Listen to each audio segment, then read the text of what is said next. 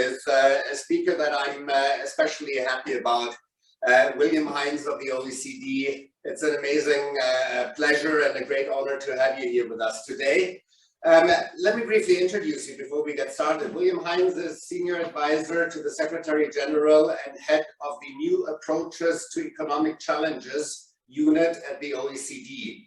And the New Approaches to Economic Challenges Unit provides a space to question traditional economic ideas and offer new narratives, new tools, methods, and policy approaches. So this is very well aligned to what we're doing at the Humanistic Management Network, I think, and we have a lot to learn and hear from you, I'm sure. He was previously already with the OECD in a role of advisor in the Sherpa and Global Governance Unit. Sherpa, I initially thought it was a nickname, but it actually is a title, and I still don't fully know what they do. So as a footnote, maybe you can share one or two sentences on what Sherpas actually are about and what they do. He's been at the Policy Development Cooperation Directorate and Economic Affairs Officer at the World Trade Organization, so here in Geneva, I presume, from where I am sitting right now, and is an Associate Fellow and Adjunct Professor of International Economics at the Johns Hopkins University, has a doctorate from the Oxford University, and was Marie Curie Fellow at the London School of Economics. Which put a smile on my face because that's where I did my master's and fell in love with the school and with London. And so with that, William, I want to repeat a very warm welcome and big thanks for you to join us today. And let's get started. Okay, well, thanks very much, Ernst. And I have quite a lot of time, I noticed, to go through this topic and to talk a bit about the new approaches to economic challenges work at the OECD and what we've been doing over almost 10 years now to try and promote new thinking and new ideas within governments, which is a pretty tall order. It's a difficult task, but I welcome any questions that you might have as we go through if you want to hear about specific things, but my remarks will be quite general. Also, I think a musical introduction is a very good idea for the OECD. I think we should look into that because we're very formal. But that, thank you very much to the lunchtime concert for that. So let me start 20 years ago with the 9/11 attacks. And that's still very fresh in all of our memories, I'm sure. But the 9/11 Commission basically identified 4 kinds of failures. Failures in imagination, in policy, in capabilities, and in management. And they also stated that imagination was probably the greatest failing of all, that we couldn't imagine the type of threat that materialized on that day. And it's also the problem that imagination is not a gift usually associated with bureaucracies. And they said that it's therefore crucial to find a way of routinizing, even bureaucratizing, the exercise of imagination. And it wasn't long after that that we had the global financial crisis. And again, it was a failure, not of the national security establishment this time, but the failure of the economics profession to imagine a crisis like that, to see it coming. And indeed, it was the Queen. You said, Ernst, you like London and the UK, but it was the Queen of England who asked the question of the economics profession, why didn't you see it coming? And the Royal Society penned a response with Tim Beazley, and he said it was the failure to foresee the timing, extent, and severity of the financial crisis and to head it off, while it had many causes, was principally a failure of the collective imagination of many bright people, both in this country and internationally, to understand the risks to the system as a whole. And of course, the group he was referring to as those many bright people were the economists themselves. So again, this was a failure of imagination largely. And in the OECD, our ambassadors and our Secretary General, after the global financial crisis, decided that we really needed to step back and think about what went wrong, what were the lessons that we could take for economics and for policy, for analysis, for the models we use, for the narratives that we have to explain policy to policymakers and the public. And so after a long discussion about what form it should take and what issues it should explore, in 2012, which is actually almost 4 years after the crisis, we set up this New Approaches to Economic Challenges initiative. And I think initially there was a lot of enthusiasm about what this exercise could do, but there was also a lot of concern about whether this was really an academic debate. Was it better managed and handled elsewhere? What would it imply in terms of the OECD's mandate? We were looking largely at the failings in the financial system, but of course the financial system is not where the OECD has its strongest mandates. And what would it mean for economic growth, which OECD has been described as the temple of growth, and we're the home of growth enhancing policies. But what did this whole experience tell us about growth and vulnerabilities and the resilience of our whole system? And I think that one person who knows the OECD well, having actually taken part in our economic policy committee in his past, was Paul Krugman. And Krugman said that, he once said that OECD was conventional wisdom central. And he actually said that is a good thing. He said that governments need a place to agree on common approaches with shared concepts, theories, models, data.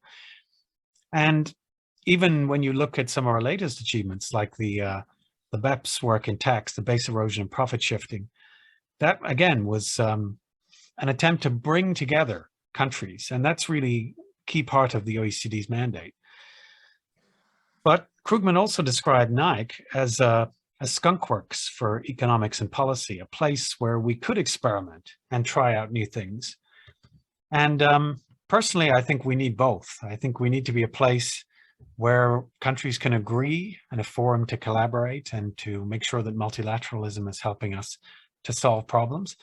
But I think we also need that space for more radical approaches, for policy alternatives.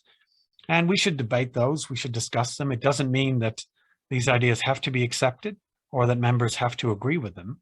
It's just that we think that you should be able to put those things on the table so that at least countries that are interested in that type of agenda would be able to access that at the OECD. So I really think that we need both. And NIC has been variously described, mostly in positive ways, but a recent blog suggested that NIC was facilitating the, quote, assisted suicide of OECD economics, which was rather ungenerous, I thought. We're critiquing, we're looking at these things, but that seemed to go a bit far. And Avner Offer from Oxford University, he described NIC as a kind of intellectual red light district. So it's okay what goes on in there, but it's different, it's separate. So this is the way people have thought of NIC. What it's actually been doing is promoting tools needed, I think, to analyze the many often irrational seeming behaviors that are generated by the unaccountable interaction of billions of people, firms, institutions, locally or globally, in small groups or as nations, at timescales ranging from nanoseconds to millennia. And the objective was to understand the shortcomings of the analytical frameworks the organization relied on before the financial crisis, and to establish the basis of a better way of producing policy advice based on new frameworks. So I'll develop these ideas a bit further, but what NIC is about at its heart is really trying to understand the complexity of the economy, society, environment, the financial system, how they're all interacting and what sort of behaviors emerge from that interaction. And that's quite different from the way economists have generally tended to think about the economy as a self-stabilizing general equilibrium system, which gets knocked off course, but will tend to converge back to some sort of equilibrium. And I'll give a few examples of where this type of thinking can lead us into avenues which I think are quite dangerous for policy, and particularly in the environmental arena, where I think some of the macro work on environment has some issues that I think we should be more well known and we should be very careful about in policy. So we're trying to advance new approaches to economics.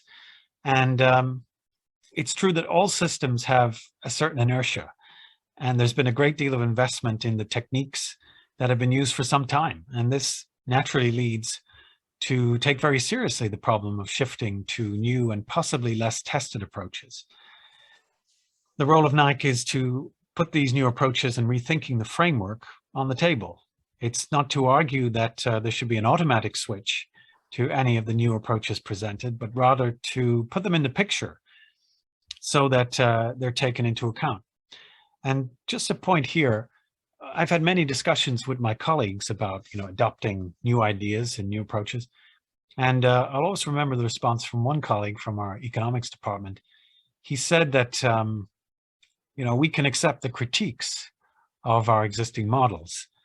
We know about them, it's no big secret. But he said that a model doesn't cease to be useful just because it's wrong. And that, we're all trained in these techniques. We have an established body of work. We have to churn out all of these reports and studies every year, latest forecasting for every quarter. And so we should just stick with that and work to improve the existing tools, even though we know there are problems.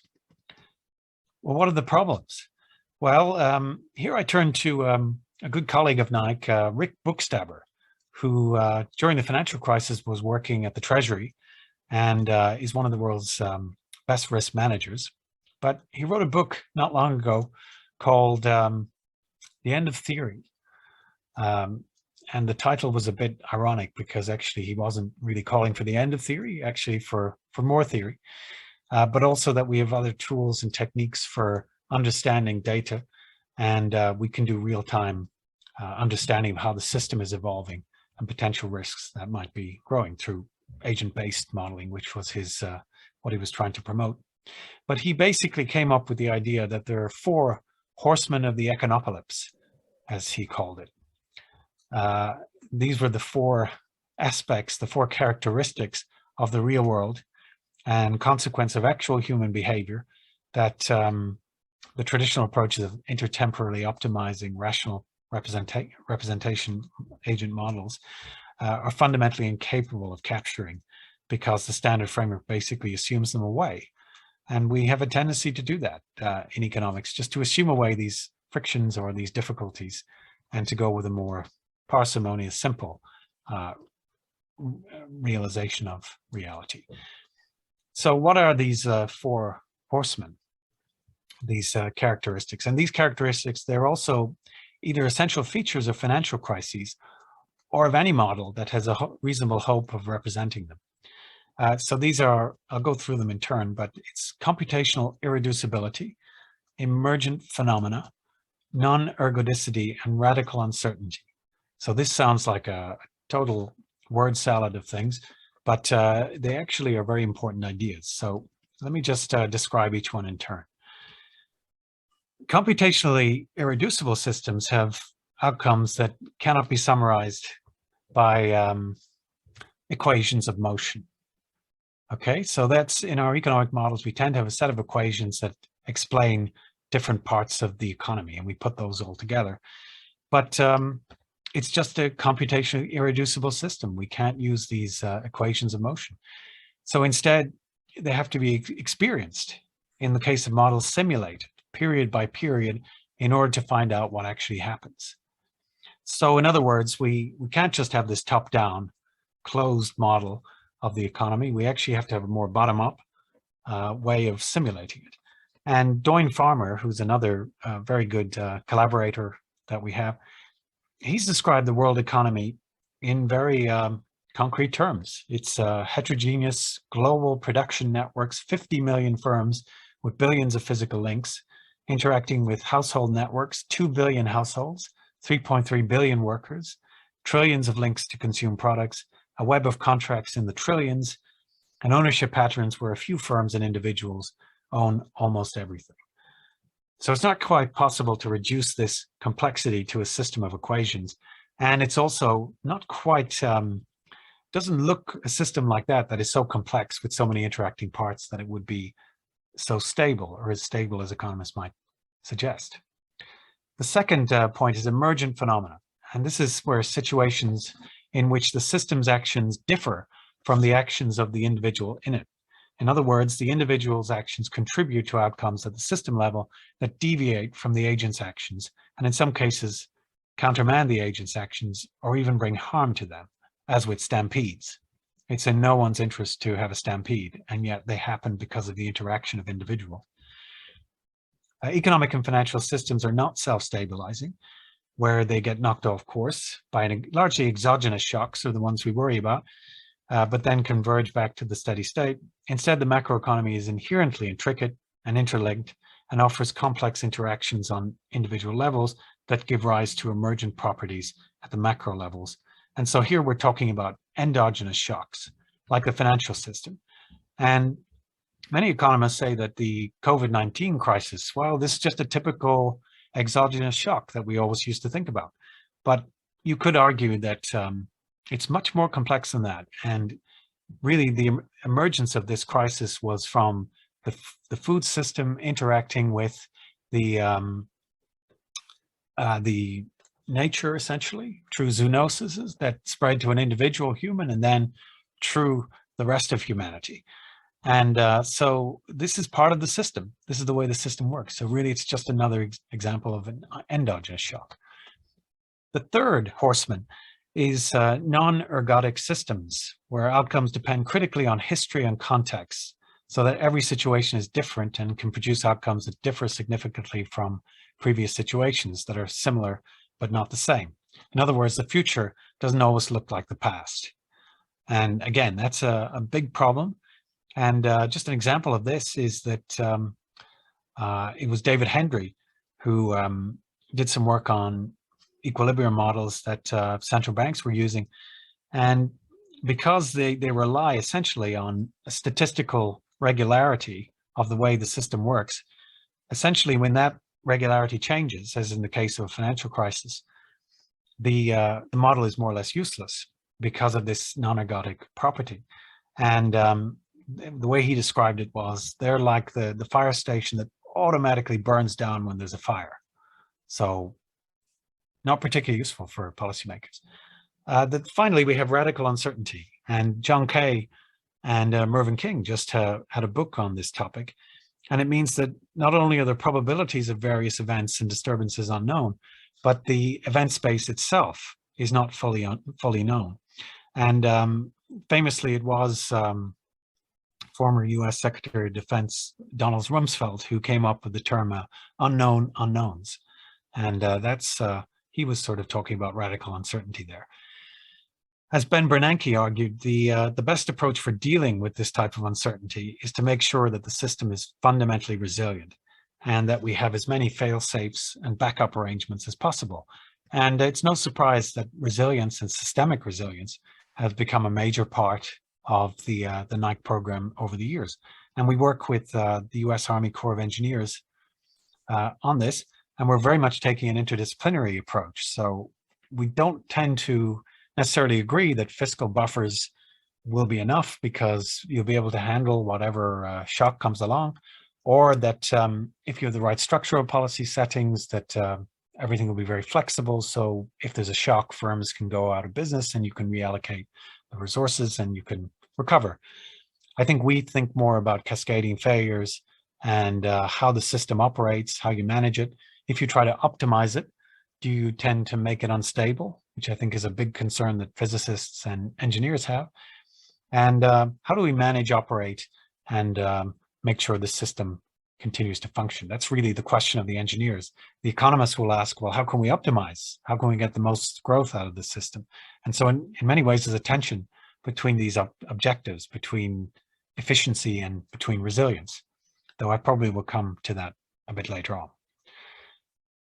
So where did we get to over the last 10 years in the field of economics? Well, I think there are three camps, and it was actually Eric Beinhocker and Nick Hanauer who came up with this three camps approach. So let me just briefly describe that. I think it's a very accurate description of what's going on. But when the crisis happened and over the last 10 years, there's some that argue that we don't need to reform economics. It does a pretty good job. and we should just, we can improve things, but generally we should stick to what we have. But I think the mainstream position has moved in the direction of saying that economics needs significant reform, but it should be done essentially through extending and modifying existing frameworks.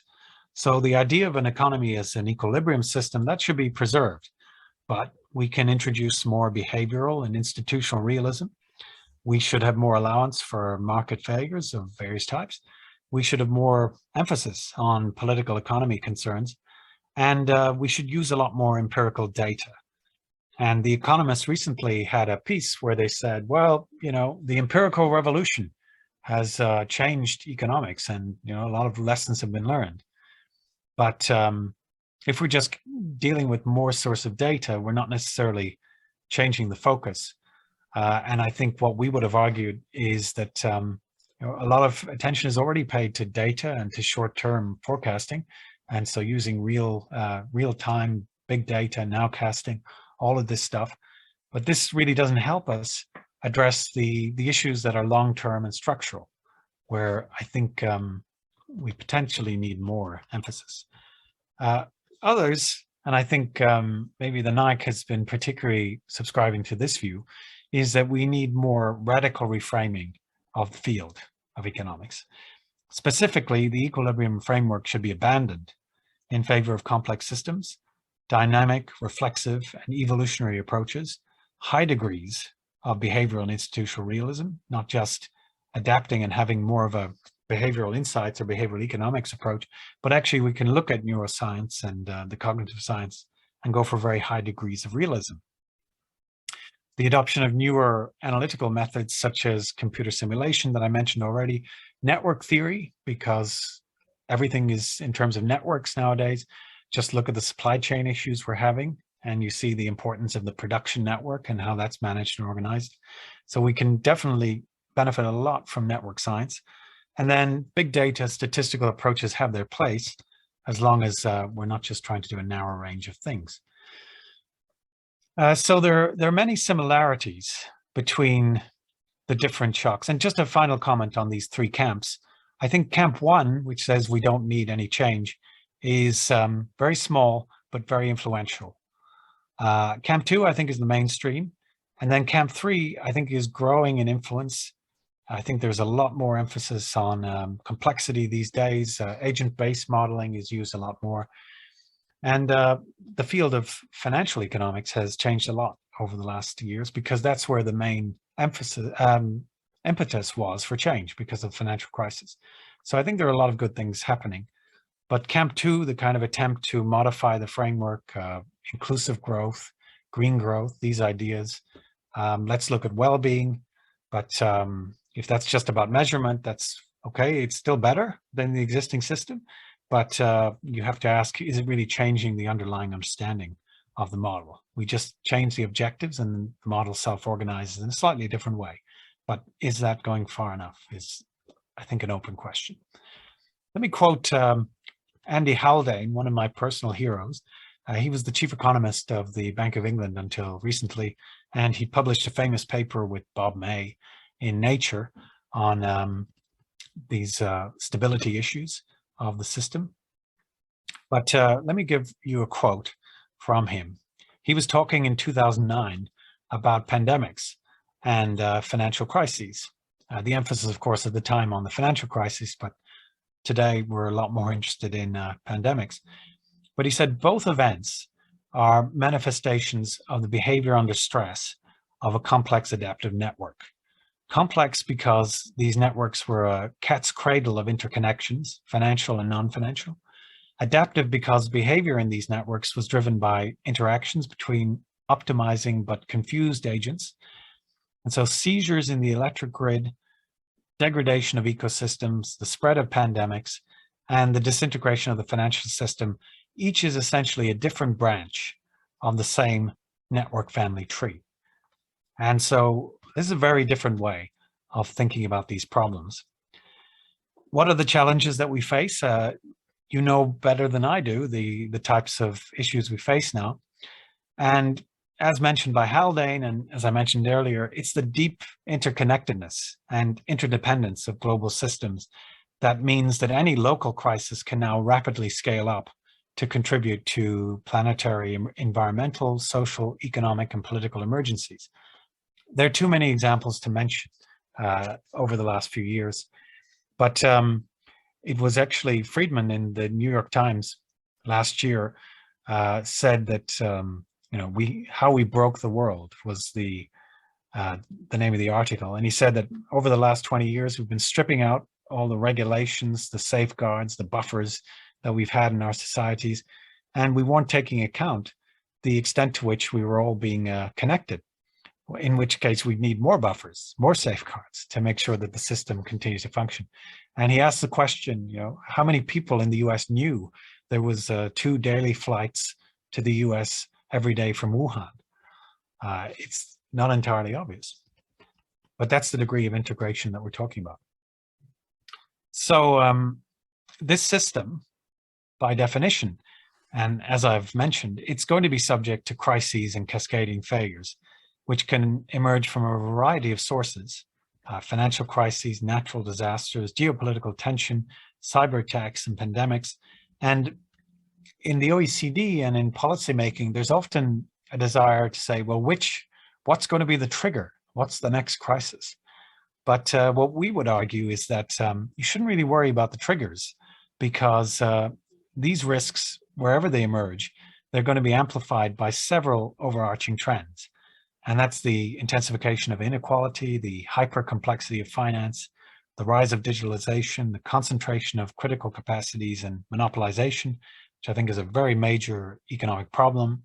We might come back to that. And environmental emergencies such as climate change and biodiversity loss.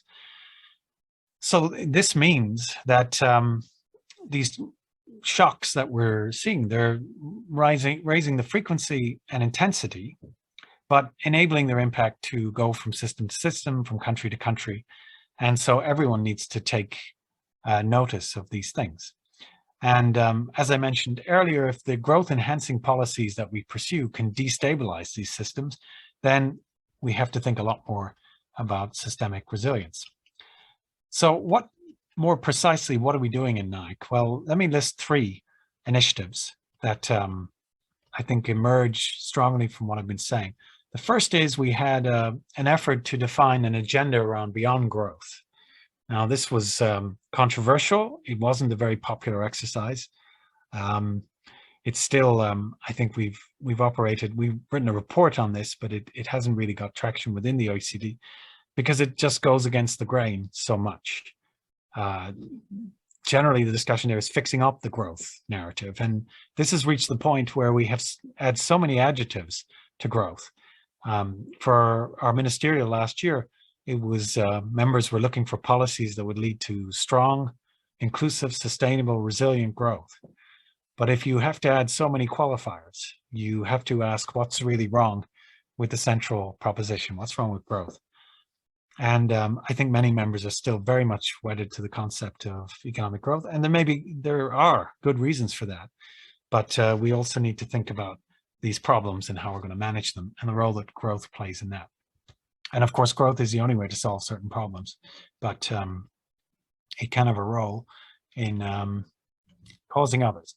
And the report argues, I mean, you can have a look, it looks at different frameworks, ideas, methods, policies, but the big idea behind the report is that we need a new approach, which recognize the rootedness of the economic systems and behavior in the relationship between people, social institutions, and the environment.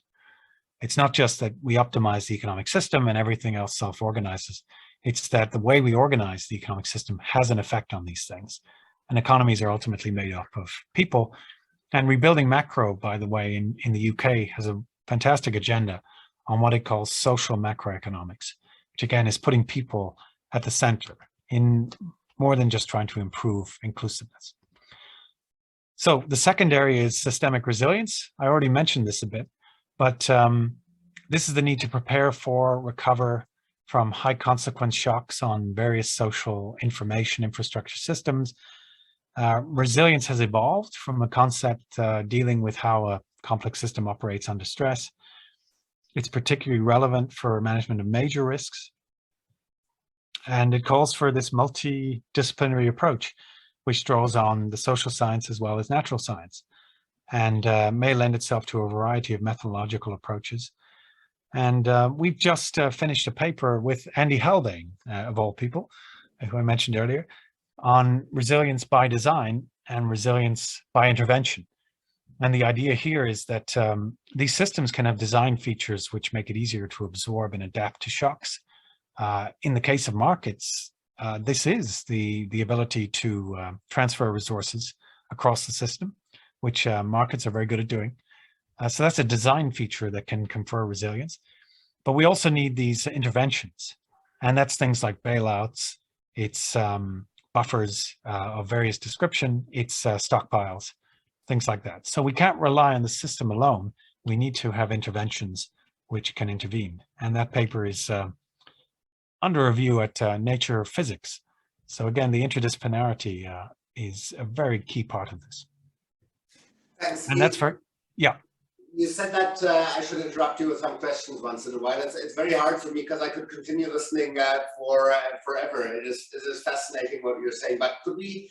Is it okay to look at a bit of a question? Because one thing that comes up, and or let me frame it differently. There are some questions already in the chat, and we'll continue with the conversation with William with a few questions that I have. But we will get back to the questions that you're posting in the chat. So please continue, and we will have time to address them. And I'm sure I haven't read them all yet, but I'm sure there's some very, very interesting ones there. Now, what I hear and what I would be curious about are basically three steps. One would be and you've said something on all of them already. One would be what are the current learnings? I mean, at some point you must be, I hope not overly frustrated. I hope you, even if you're coming from the red light district and assisting suicide, you will still be led into the canteen at OECD. And but at times you must be thinking, I told you so, right? So I mean, what are the main learnings that you would say, and what are the narratives we need to build to sell things that may not be very popular? Because the current narrative I find is that, to give an example, I mean, we're telling people you can have a vehicle that is as fast as a Formula One car, as robust as a tank, as spacious as a lorry, and that creates no environmental impact. You know, maybe we can't have that all at the same time. And you mentioned as one part the resilience versus efficiency. So I mean, we spent the last decades probably in creating hyper-efficient economic systems at a global level. Is a lack of resilience a price we have paid for that? But because what I hear is, you know, we will enhance, not from you, but from many others, we will enhance resilience. Yes, that is absolutely necessary, but it won't harm our efficiency. You know, can we have all of that at the same time? Let's do that, but I'll just quickly say what else I'd be interested in. The second thing I'd be interested in is we heard it in all the crises you mentioned, and currently as well, we currently found a nice hashtag for that also called Build Back Better, right? So we've got a nice alliteration. But we've heard the Build Back Better thing after the financial crisis, after 9/11, and probably after previous crises as well. Very appealing, everyone wants it. If we're looking at the actions that we can observe as citizens when we're watching the news, when we're talking to business people, it seems the biggest desire is to restore the status quo ante and not to do something, you know, not to do something radically different, which I guess is very understandable because you know, these are not pleasant times in many contexts. So, and before it was better, and before we know how it was before. And the second or last third part then would be, you know, I saw you're getting ready for a conference at the OECD called the Next Global System. So, you know, what would be the cornerstones that really qualify for something systemically different that would move us from the second tier people who want to improve what is there, who see the need to improve, but to have something that is really systemically different and new. Maybe we can look at those three. So resilience versus, do we want everything at the same time? We can't have it, right? Yeah, well, great agenda. So let me just deviate a little bit from my talk to talk about these. Um, I mean, current lessons. Let me start there. We had a conference in 2019 called "Averting Systemic Collapse," and we basically warned in that meeting that the sort of things that I've been saying today. But we also said that things like supply chains was an issue that we raised and said the way they're organized and managed, we have rapid concentration in our production systems over the last 20, 30 years.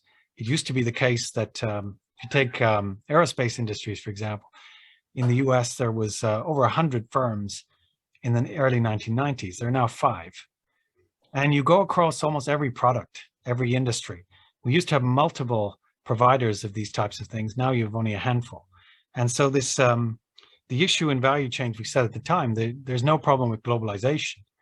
If you want to disperse your value chain and have multiple countries providing inputs, there's nothing necessarily wrong with that. But if you have concentration and then the supply of one particularly important component goes down, then you have these rippling, cascading effects on the whole value chain because things start to break down. So we haven't quite got our heads around the idea that we're dealing with nonlinear phenomena. And we still think that the world is relatively stable and more or less stationary, and we can manage it in that way. But it's just not, it's not the case. Of course, when we had this conference on averting systemic collapse, we were roundly criticized for being too alarmist. And, this wasn't very appropriate for the OECD. As one, a member from a country who should not be named, said, how is that conference on the end of the world? And it's easy to write these things off, but I think it's nevertheless important to persevere that we do have very limited time for dealing with many of the problems I've been describing. And the inertia within policy is for very incremental efforts to change things. And that's what people are comfortable with. But I tend to agree with you, Ernst, that we're going to run out of road with this agenda that we can just look at trade-offs. Maybe we'll trade off a little bit of growth for a little more sustainability, or inclusiveness, sustainability trade-offs, just transition. And, we'll identify all these trade-offs, but we can manage them. We just need a little more spending here and there. And I think the question you're asking is there a more fundamental trade-off? Is there an unmanageable one? And I think with the sustainability environmental one, again, I'll come back to this a bit later, but I think we've really, in terms of the economics of climate, we've really underestimated the scale of the problem. We've, people like Bill Nordhaus and Simon Dietz, Richard Tall, this whole literature has tended to indicate that the economic impacts of climate change are very small. Why is that? Well, because most of our economic activity happens indoors, services, manufacturing. So we don't really need to worry about the climate only affects things outside. Didn't you know that? Also, there's a difference between weather and climate. So looking at differences between different locations and then trying to get a sense of climate change, I think is deeply flawed as an assumption. And so that literature has basically argued that the economic damages are very low of climate. Famous examples, Nordhaus would say that if we have we're currently trying to contain the temperature increase to 1.5 degrees, which is probably difficult. I think the IPCC is also, it's somewhat problematic that we have this idea that we can actually stabilize such a complex system at a very specific amount. That seems also a bit unlikely. But Nordhaus talks about optimal increases in global temperatures. And the optimality range is kind of 4 degrees. He also argues that if we had a 6-degree increase, so I think for most people, this would be kind of game over. Cascading, runaway climate change at temperatures of that range. He says, well, that's about an 8.5% decline in global GDP. So I think policymakers would probably say, well, why the hell are we worrying about this then? This is a very small economic effect. Technology will be better in the future. We'll be richer. So why don't we just deal with it then? And I think that's problematic. So economics certainly not helped in taking this more radical approach because it's tended, by definition, to downsize the impact of the threat. And again, it's the idea that economic models are assuming some degree of stationarity or self-stabilizing dynamics. Well, it would take a very large shock to cause any problems that you would want to worry about. So I think there's a real problem there. Efficiency, resilience. I think the problem is not necessarily efficiency per se, because for some systems, you want to make them as efficient as possible and, you know, knock yourself out, go for it. And you make lots of profits, so fine, that's not a problem. I think the issue is we shouldn't look to maximize efficiency of all systems. So with the healthcare system, we actually might want a fair degree of buffer in case there's a pandemic or something bad happens. For keystone capacities, things like semiconductors or chemicals, I don't think we want to rely on the market efficiency to allocate or to determine how much we have available of those things, because we need those things. During the health crisis, it was masks, it was the inputs into vaccines. We really needed those things. So I think you need to not look at efficiency the same way, but for sensitive products, for sensitive issues and systems, we should have very high degrees of resilience built in. The same with the environment. I don't think we should attempt the trade-off between efficiency and resilience. I think we should really make the environmental system resilient, because the whole economy is built on those ecological foundations.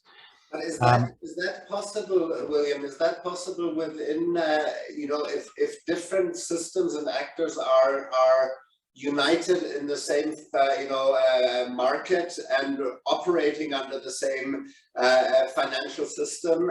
You know, what will happen to the market cap of a pharmaceutical company versus that of another sector if all of a sudden they are not supposed to be as efficient anymore? So does that mean we would have to remove to some degree the market mechanisms from these actors? Well, I mean, I think, again, I'd go back to the point of monopolization, because if big companies, big pharma or big tech has a lot of market power, we need to do something about that. It's not that because they're monopolists, they're very efficient, so that's okay. No, we need to do something about monopolization, because the reason why some of these key nodes in the system are so vulnerable is because of monopolization. So I think you need to do something about these problems.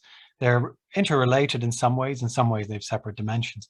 But just one final point about efficiency resilience is that we've also argued in a short commentary in Nature about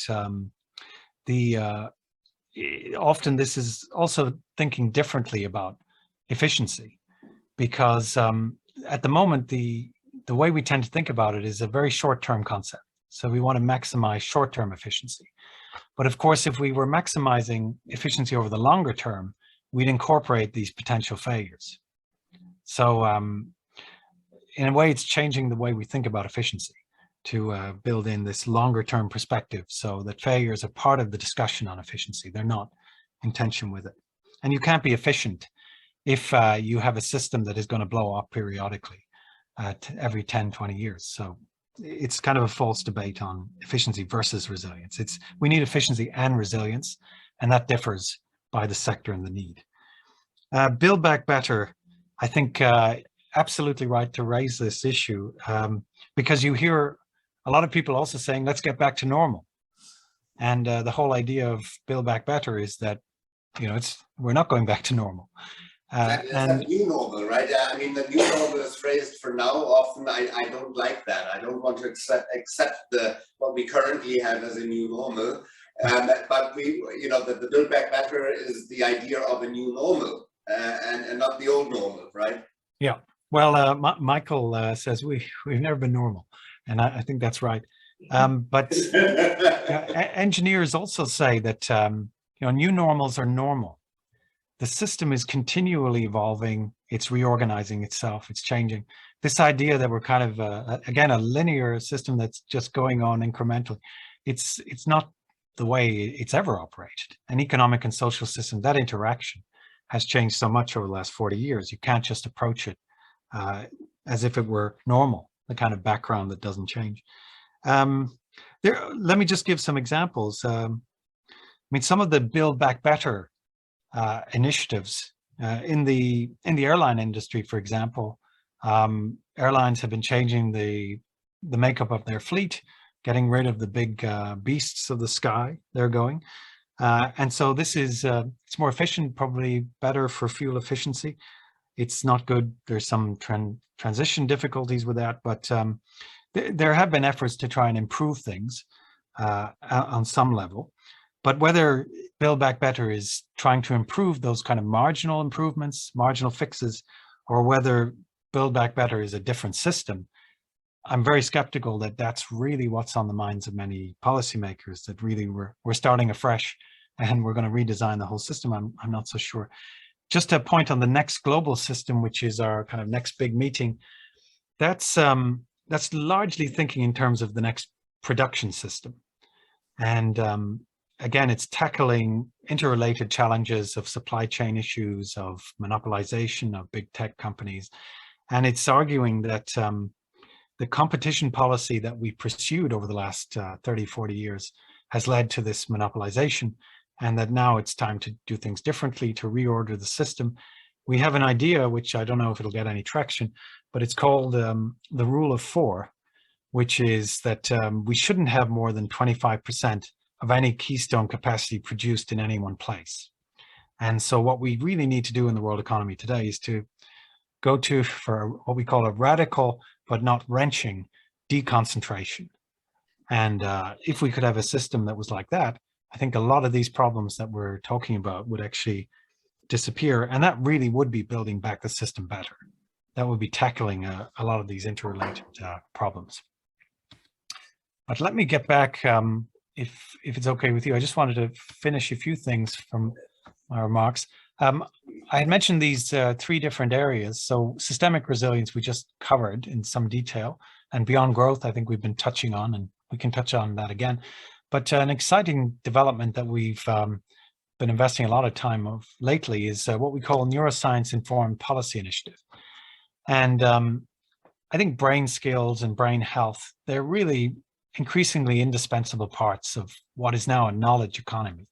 We're not really doing manufacturing and agriculture and primary production anymore. So it's how we invest in our brains, how we understand cognitive development, neurodegeneration in later life, depression, which is an anxiety, which is a big reason why the young people are not engaging in the labor market at the moment. And so bringing together people from the medical field, from neuroscience, from philanthropy, business, and from economics, this initiative has really tried to look at neuroscience and medicine in terms of economic and social issues like productivity. And again, the old school economic productivity story is that, well, you just need to shift resources from low productivity firms to high productivity firms. And so we just need to reallocate resources within the economy. But the problem is the human factor. If you want to transfer individuals, first of all, they're all operating within a social environment, and people are very reluctant to leave their social environments. So if you live in Detroit, it's not so easy for you to move to Texas or California. House prices and house issues are also part of that. But it's also the case that we expect structural transformation to occur to increase productivity. So people should move from low-end manufacturing to high-tech industries.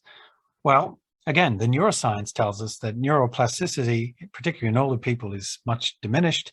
It's very difficult to retrain and to reskill and to pick up new skills.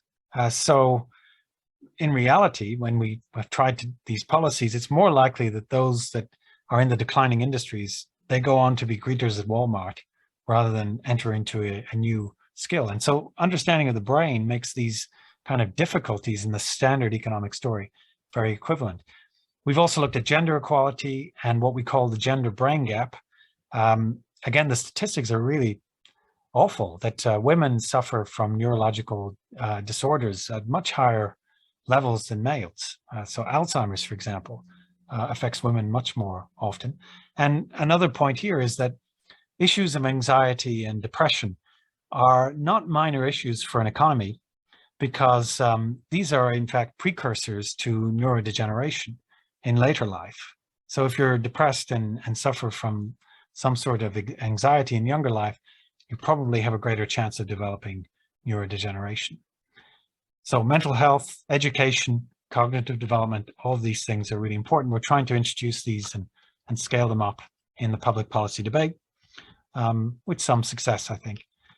But the challenge and the ambition is to really use all of these insights from engineering, from science, from physics, from neuroscience, and to upgrade public policy and to improve the analytical approaches, the questions that we use, the prevailing narratives, and to enhance the scientific underpinnings of policy. I think that's really what we're about.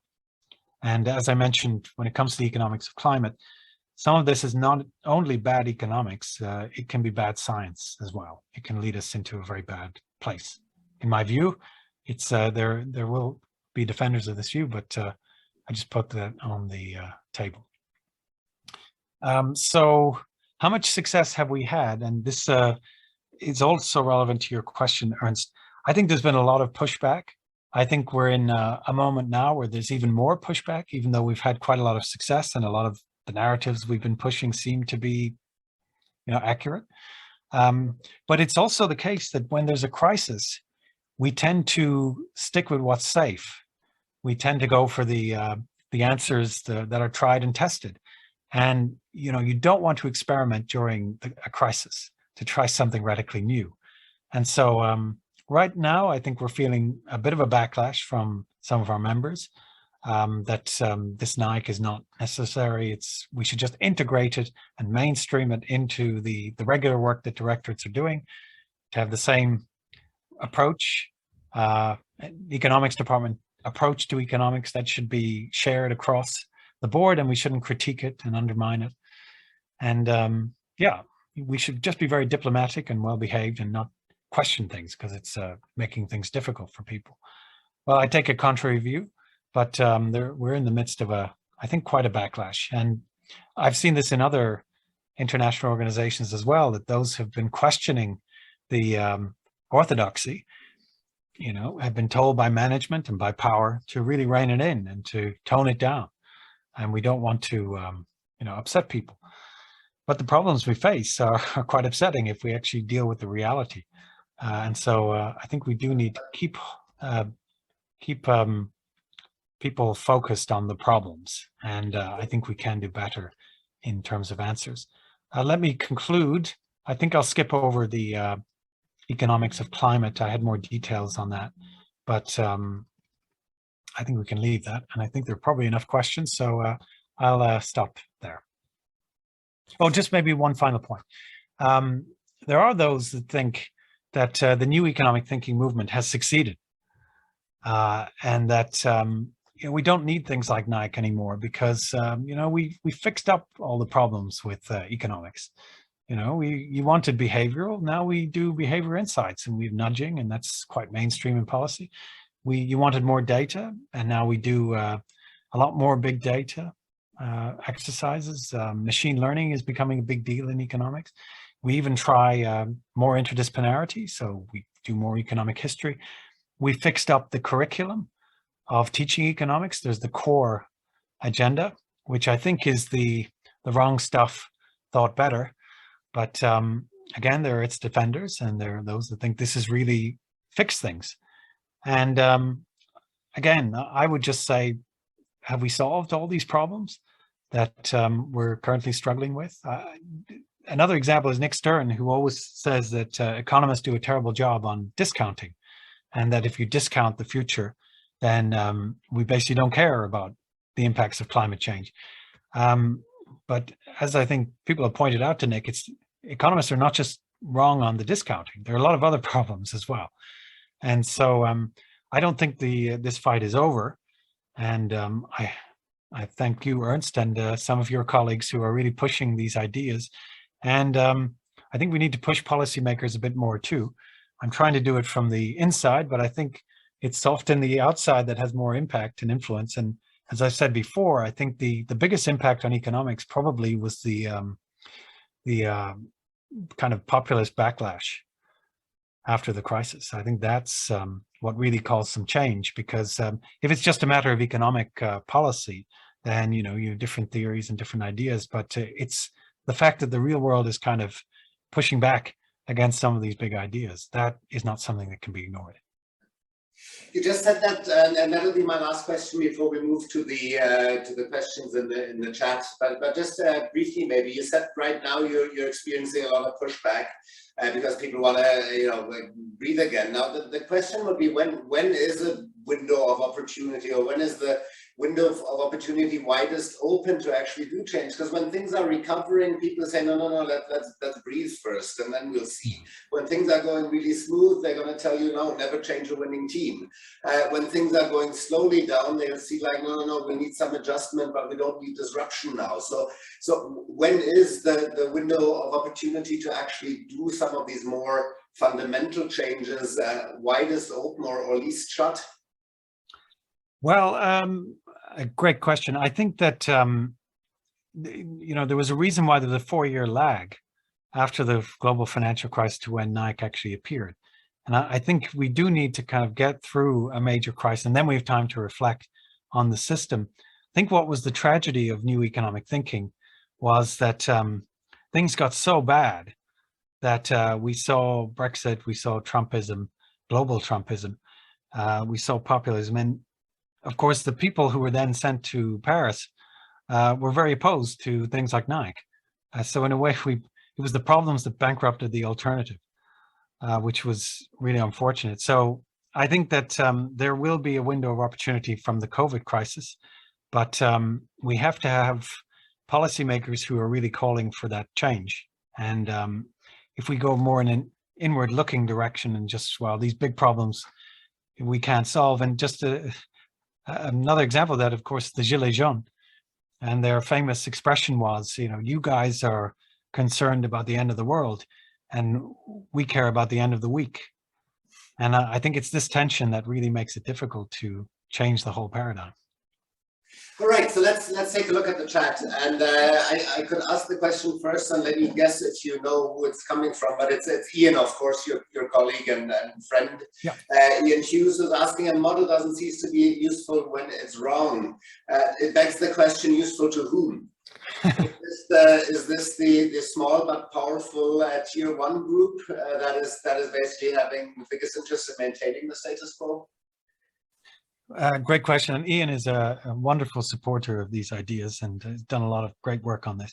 But yeah, useful to who? I think it's useful to those that have the human capital that kind of defend these approaches, because they're the ones, these are the methods and techniques they know how to use. If you were to say, well, these models and approaches don't work, so we should just dispense with them. Well, that's not very good for you, because you don't have the skills to do something else. So my sense is that it's very localized. It also it keeps in place the existing authority and bases of authority. So I think it is useful very much to the incumbents, to those that are conducting economic policy, and to those who have the human capital in operating the current system. And so the guys who are trying to get in, who have human capital, which is trying to operate the system in a different way, they need to be resisted, because it's all very unscientific. So we undermine them. But I think it's a great question. And but yeah, there are winners and losers with all these types of transitions. And the losers are potentially the ones who have the power right now. So they might hold the current system in place a bit longer. Yeah, that's why they're relatively small but have a lot of power, is because they determine the rules of the game currently, because they're in a position to do so. And yeah. So there's two questions here around data. One is more the question of what type of data are these models based on, and the second is the quality of data. We can have the most elegant models, and we can have the biggest computing powers to calculate, but if the underlying data is corrupt or is not the data that we need, the results will be meaningless. So how do you determine quality of data, and what kind of data is used in your modeling? Yeah, good question. I think there's a lot of emphasis on big data right now, and how do we bring more big data sources into policymaking? And in the COVID crisis, there was, I think, a revolution in the use of nowcasting and using things like Google Trends data to do short-term economic forecasts, and that was very popular in the OECD of using this. I think there are big questions still about the quality of such data and what sort of inferences they can really give us. And I think we'll only really know that after a postmortem in a couple of years' time. But we're using it. It is really being used by policymakers in a crisis to have this real-time perspective on what is happening. So if we weren't in a crisis, maybe the longer term, the data that takes a lot longer to generate from official sources might be okay. But I think we need to look at the crisis period a little differently. Also, it's not just about big data. I think when the NIAC report in 2015 was launched, we were talking not about big data, but smart data. And so it's not just about sources from the internet or working with the big tech guys to liberate their data so we can tell a story that they're comfortable with, I guess.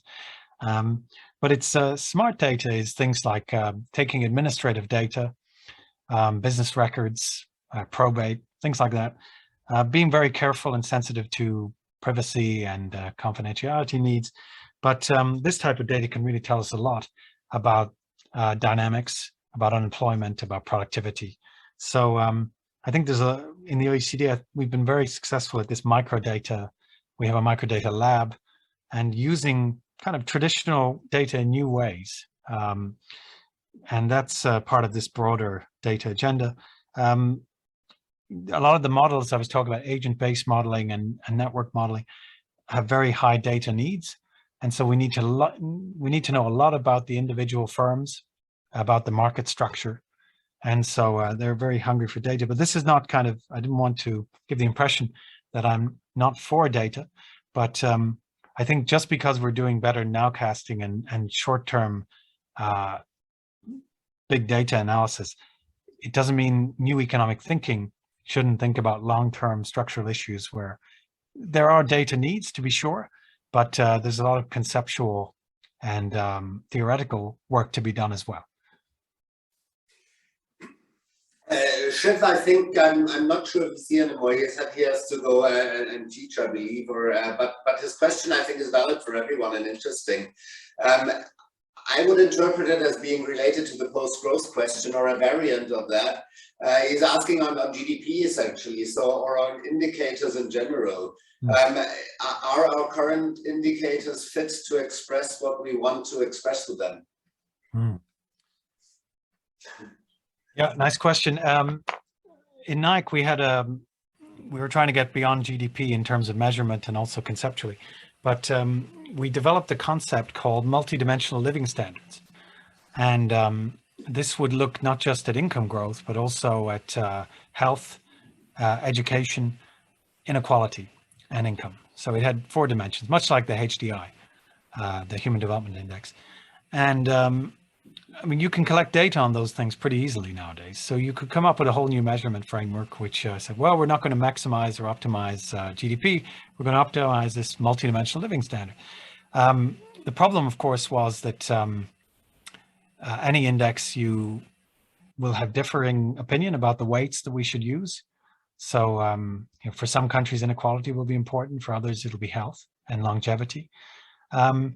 But we should also be careful of the political economy of measurement. It's not that we just let the data point the way, and because of course it's if you measure a country's performance by GDP, you get one set of results. But the problem was when you looked at this multidimensional living standard, you got a very different ranking of countries. And so I always mention the example of America, US and Italy. US is seen as kind of optimal in terms of structural policy settings, and Italy is seen generally as one of the worst. But when we use this multidimensional living standard, Italy actually had a higher measure than the United States.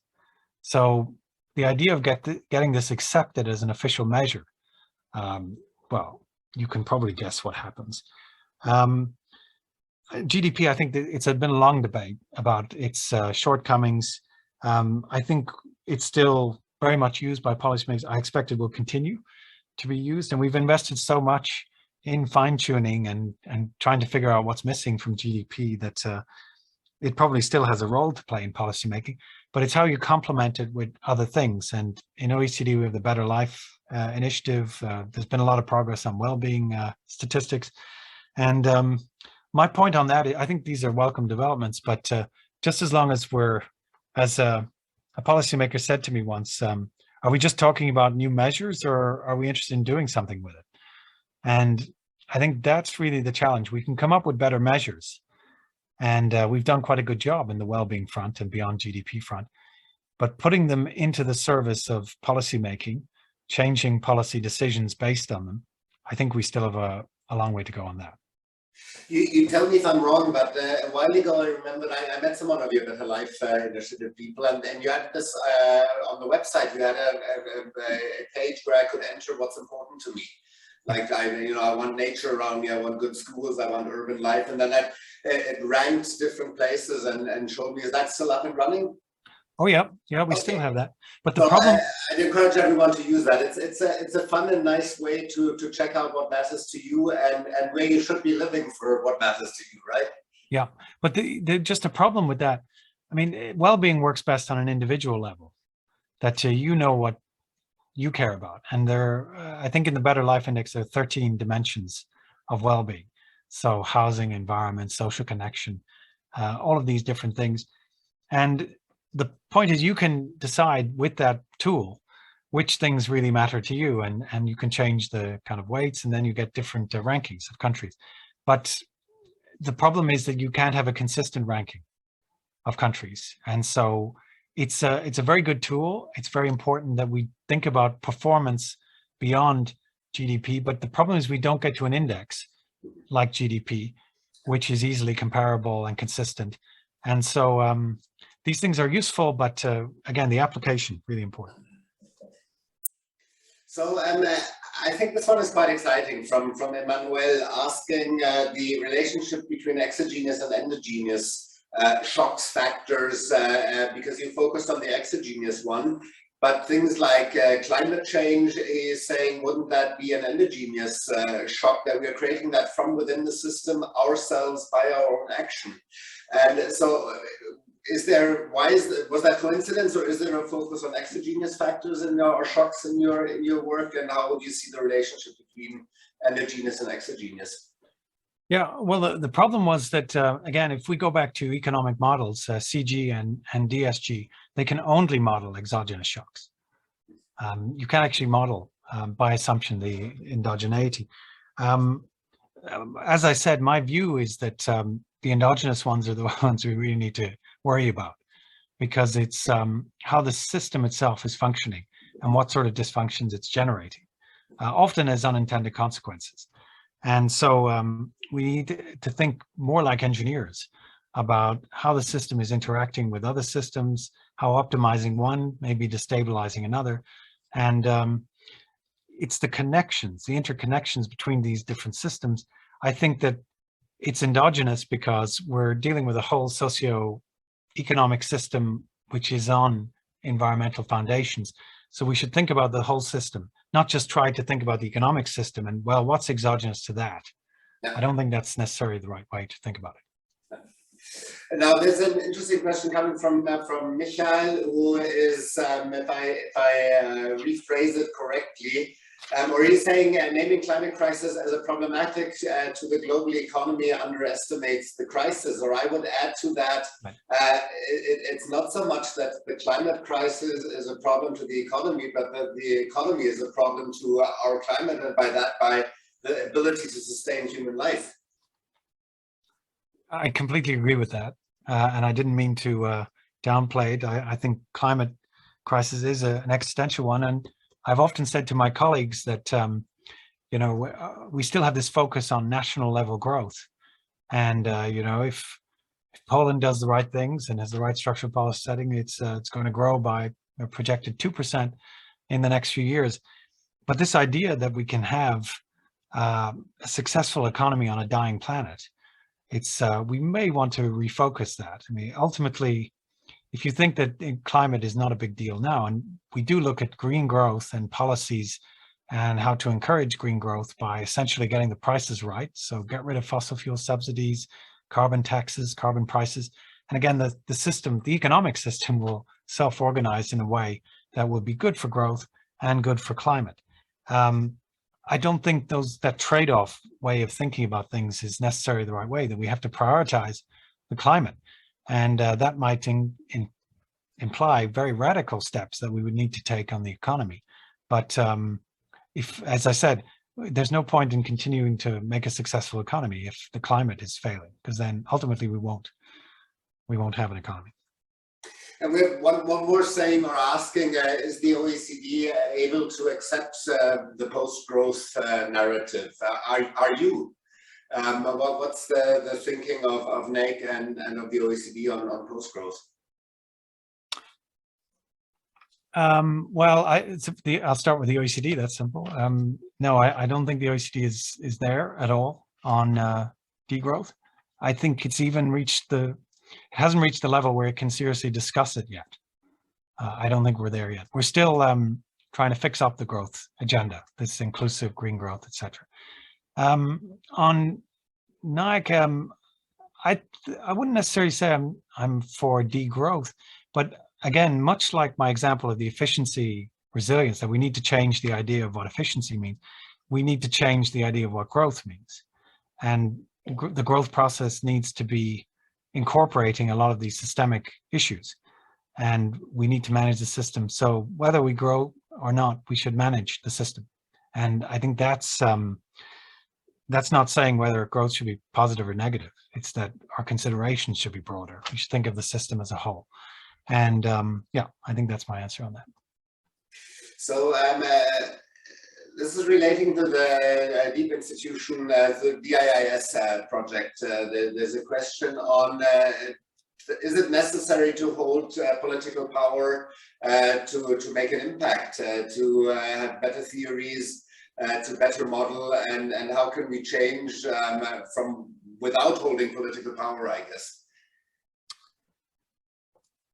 Yeah, and I think my colleague Michael Jacobs always makes this point that if we really want to change things, you need to have essentially leaders calling for that change.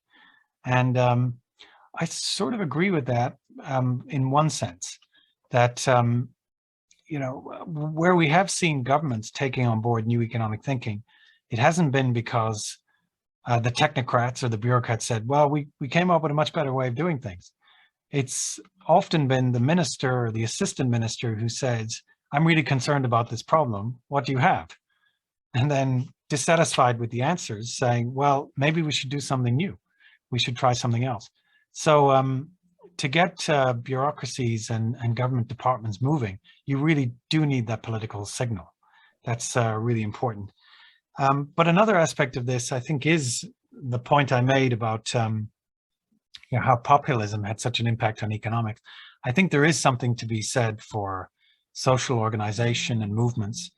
I think they do ultimately move leaders. And then the same mechanism that I talked about before comes into play.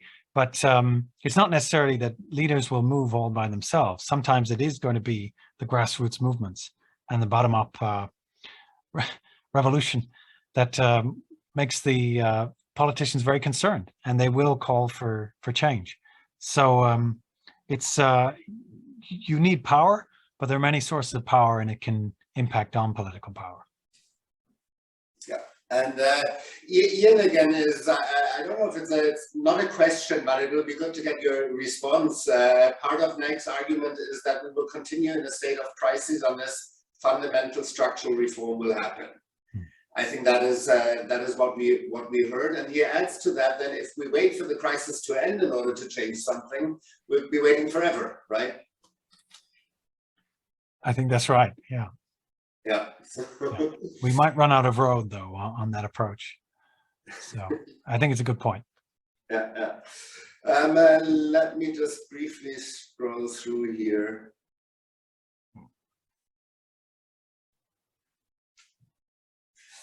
Go here. You said that that's one thing I'm curious about. You said the the window of opportunity will take a while. And NAIC was founded 4 years, I think, after the financial crisis was the timeline. So are we only learning to or beginning to understand the depth and breadth of consequences from the pandemic that we will be exposed to, or because when it started I thought like, okay, this is going to be a tough summer and then it'll be over again, right? And now we see that, number one, it isn't. I mean, country after country is going back into lockdown in Europe, and so that the waves continue for much longer than thought and hoped for. But that's probably only the most visible sign of a longer term crisis here. But the other is that we see each day new supply chains not working any longer, new production, forms of production and distributions of production no longer delivering. So are we going to have a longer period of deeper consequences of this than this one-time shock? And I remember having read, we're all going into a very long weekend and then it'll be back to before. Yeah, it's really interesting. I mean,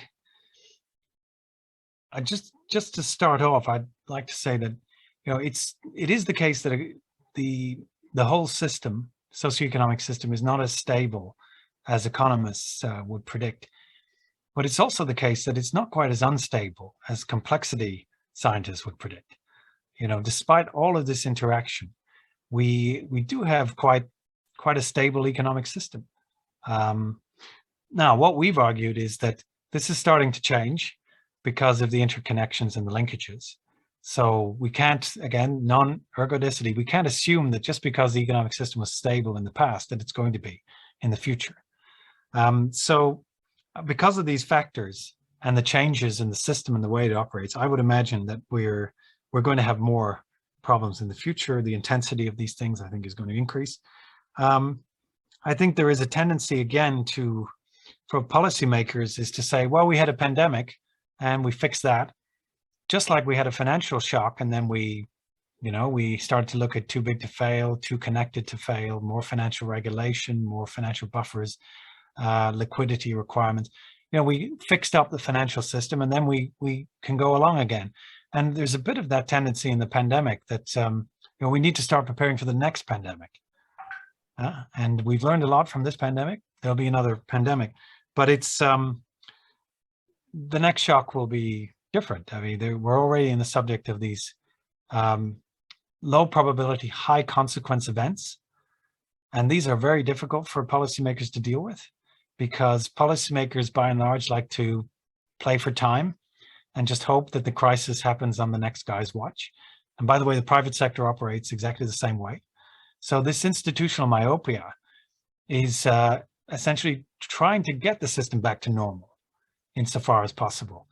And I think that we'll go from shock to shock. I think the supply chain issues are much deeper. They tell us something much deeper about the way our economic system functions than, we may not get our Christmas presents this year. It's much more fundamental. We've built a very unstable system there with lots of potential problems, and we need to reorder that system. We need a new production system that I've argued for earlier. And the deep consequences, I mean, it doesn't get much deeper than social, political, and environmental collapse. And that, again, going back to the meeting we had in 2019, we look back at past collapses in different fields. If you look at, perhaps we're in the middle of the sixth mass extinction. And what you tend to see with collapses of many different types in physics and other disciplines that help us understand collapse, generally they happen very fast, and then recovery from them is very, very slow. So this kind of playing for time idea, and that, we'll deal with these things later. Psychologically, we're kind of hardwired to look at problems that way.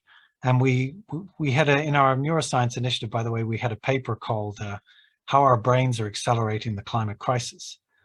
And, our brains we're very open to a lot of falsehoods and fake news and bad science.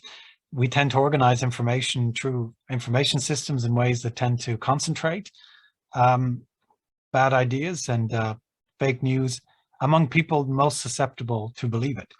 And then they tend to be very vocal. So there's a lot of reasons to believe that we're not well set up to deal with these types of problems. And, you know, the likelihood we go right off the cliff is very, very high, I would imagine. Now, if we're looking at, you mentioned policy as policymakers' myopic view on the world at times. One thing we know about the fragility and the interdependencies of the system is that we're, the more global we are able to form alliances, the more likely they will be to bear fruit.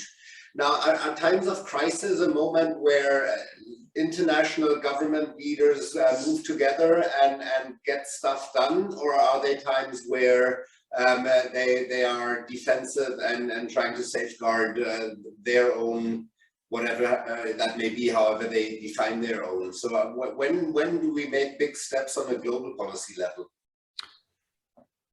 Well, I think we have a nice idea is the multilateral paradox. The idea being that we've never needed multilateral solutions to problems more than right now, but we see multilateralism essentially in decline because of these domestic, because we're more inward looking, because we're dealing with problems. And people don't really, again, the Gilets jaunes example, we don't necessarily want to solve these big global problems. We want to solve local problems. And so I think there's a real tension that as things get worse, policymakers may turn more inward when the solutions are actually to be found on a global level. And just one other point, I didn't want to give this idea that interdependence and globalization were, that an answer to that was to simply withdraw from global markets and to have more near sourcing. That's not my position at all. It's that these are fragilities, but there's also a lot of benefits that come from engagement with international systems. And as I said, we can only solve many, many problems through coordination and cooperation, managing it as a global system, not as a set of 200 individual systems. And I think that final point, I think we need the paradigm shift that takes us from essentially the late 20th century was all about competition. It was about efficiency and how to optimize our economies. I think the paradigm now has to be how we cooperate, how we manage these complex systems, and how we can actually progress as a global community by solving these things, and not just by optimizing our individual economic growth. Very good. So I don't know if there are any questions left or that weren't answers. You can put them in the chat box still, but I think we've got only a few minutes left. So I tend to make these talks at the very end. I tend to make them personal again. So two things. One would be tell us, what does a Sherpa do, or tell me if everyone else knows if I'm the only stupid in the room, and I want to know what a Sherpa does. And secondly, what drives you, William? I mean, you said you're in the red light district of the OECD. You're facing pushback no matter what time, whether it's in crisis, post-crisis, pre-crisis. You have the most relevant and important job one can have in this whole policy-making arena, and yet it must be one of the most hardest one to do also. What drives you to do this fantastic work? Well, let me start with the easy one, which is the Sherpa. A Sherpa is I think it's a kind of donkey that carries all the stuff up the mountain for the mountaineers. And in the G20 context, we have obviously the leaders level, but then we have a level beneath the leaders, which is called the Sherpas level. And that's basically a designate from each government or international organization who leads on G20 issues within their governments. So in the case of the OECD, we have a Sherpa office with a Sherpa who will then negotiate things like the leaders level statement, and it's the kind of working level of the G20. So that's Sherpa. And then what drives me? Well, going back to complex systems, small differences, small changes can make a big difference in the world of complex systems. And I think being in the OECD, it's not necessarily the best place for promoting new ideas and fresh thinking because of the tensions that I identified earlier on, that it's the job to find consensus, it's to find agreement, to have a common basis for analyzing problems. And so it's very difficult to promote new thinking or new ideas, and there tends to be a lot of resistance to them. But we have made some success. We have had some influence. For example, this systemic resilience work we started in 2016, I think. And again, the sense was, well, we don't really need to think about resilience. We should just focus on growth enhancing policies. That's really what our members want to know about. But now we see that our work and the frameworks that we developed and the ideas are being integrated into the analysis of the healthcare system and healthcare resilience, which that our framework has basically been used for that project, and that works. And our work is really featured in the discussion on climate and economic resilience. So we were a bit ahead of the curve, and as a result, now that the mindsets change a bit and there's a bit more openness to resilience, it starts to get taken up. But it wasn't because the ideas were brilliant, it's that the political context changed. And so in many ways, I think NIC is preparing for the day that maybe the political winds will be at our back and there'll be a lot more openness, and then we'll be accepted. But at the moment, it's very tough. And there are those that think we should get rid of this thing, or that it's gone too far, or that we should declare victory, that new thinking is pretty mainstream now, so we don't need this function anymore. But I think we should always be self-critical and always have a space to question things and debate things. And there's a lot of false beliefs that we have, and Bill White is great on this issue, just the false beliefs that are readily accepted in economics. So there's still a fight to be had, I think, and I think it's a good fight, but it's not one that I have to wage on my own, thankfully. And I think that's the best part of my job. It's actually working with people like Ian Hughes and you, Ernst, to have these great conversations, but then to try and integrate them and to connect all this thinking with the networks and structures of policymaking that really need it. Fantastic. Thank you so much, William. Small things can have a great impact. So yes, let's continue doing the small things we can, and collectively, many small things add up to a bigger thing. So I want to thank you very, very much, William, for spending this hour and a half with us. It's been fascinating. It's been great learning. It was a super active chat. So we're very happy to have had you. And until soon, I hope. I want to end the session with closing words that I could not have phrased better by reading out something that Ian again put into the chat, and I'm reading it out to you. We need to construct a narrative that the end of this particular way of organizing the world is to be welcomed. We can build a world with less inequality, reduced geopolitical tensions, greater social cohesion, protected environment, and greater human meaning. Bring it on. All right. Ian, thanks a lot for that quote. William, once again, thank you so much for being with us, and until soon. Bye-bye. Thanks so much, Ernst. Bye-bye.